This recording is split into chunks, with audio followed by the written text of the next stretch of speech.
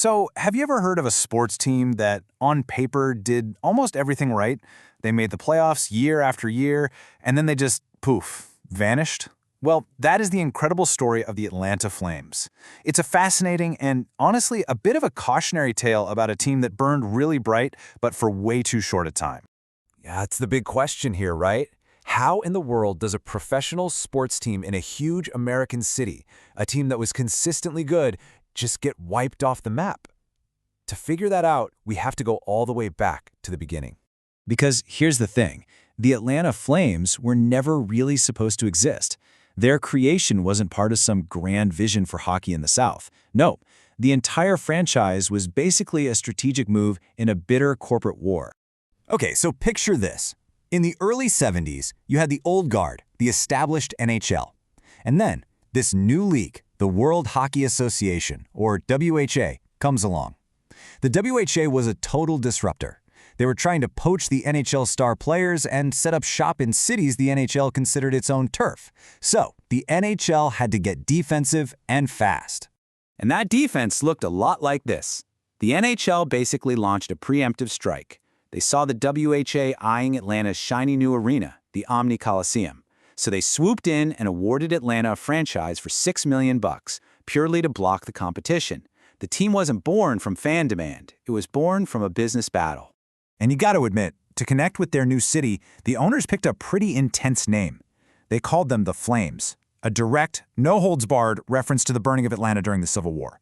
I mean, that's a bold way to introduce yourself, right? Now, when it came to actually playing hockey, the Flames were, well, they were a total paradox. They were always good enough to get an invitation to the playoffs, but every single time, they completely fell apart once they got there. And look, this wasn't one of those expansion teams that's just terrible for years. Not at all. The Flames came out of the gate hot, putting together a solid team that made the postseason in 6 of the 8 years they existed. They were a genuinely respectable hockey team during the regular season. And they had the individual awards to prove it. The team had 2 Rookies of the Year, a winner for the most gentlemanly player, and they were stacked with talented guys like their top scorer, Tom Lysiak. At their best, they racked up 41 wins in a season. This was a team with real, legitimate skill. But, and this is a huge but, here's the number that really tells the whole story of the Atlanta Flames. In all 6 of their playoff appearances, their combined record was 2 wins and 15 losses. It's a staggering number for a team that was otherwise so good. So let that sink in for a second. All that talent, all those winning seasons, and the Atlanta Flames never, not even once, won a playoff series. That constant failure to show up when it mattered most, well, that became a massive, massive problem. Because, that kind of on-ice disappointment has a way of spilling over. While the team was getting bounced from the playoffs year after year, the front office was fighting a completely different and, frankly, much bigger battle. The franchise was just slowly bleeding money. You can really see the whole financial story just by looking at the attendance numbers. I mean, they had a great peak in their second season, but after that, it was just a slow, steady slide downwards. By their last season, they were barely pulling in 10,000 fans a game. That's a danger zone for any pro sports team.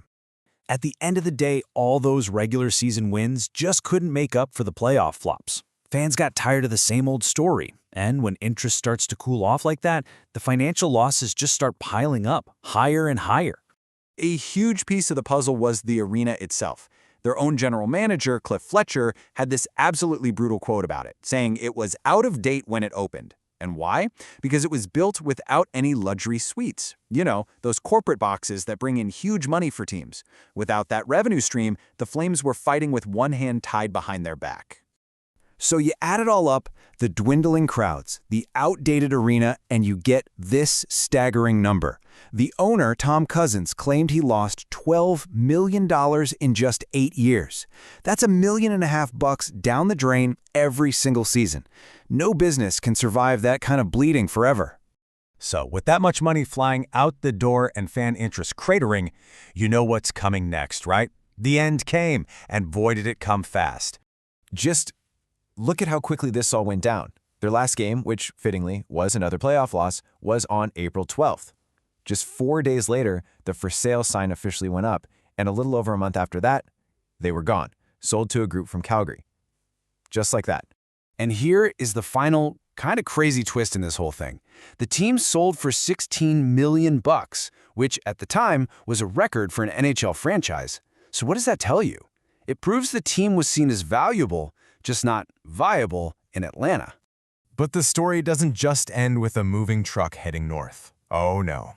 The Ghosts of the Flames was really just the first chapter in Atlanta's very strange and maybe even cursed hockey history. Because believe it or not, almost 20 years later, the NHL decided, hey, let's give Atlanta another shot. So in 1999, the Atlanta Thrashers were born. But, well, history was about to repeat itself in the most unbelievable way.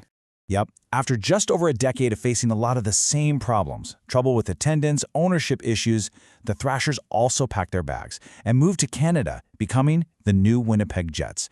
And that's what put Atlanta into this super exclusive and super painful club. The Flames were a team born from a business war, who looked great on paper but couldn't win when it counted, and who bled money until they had to leave. And then that whole story basically became the blueprint for the city's second lost team. It just leaves us with this one massive question. What is it about Atlanta and hockey? And could a third time, if there ever is one, possibly be the charm?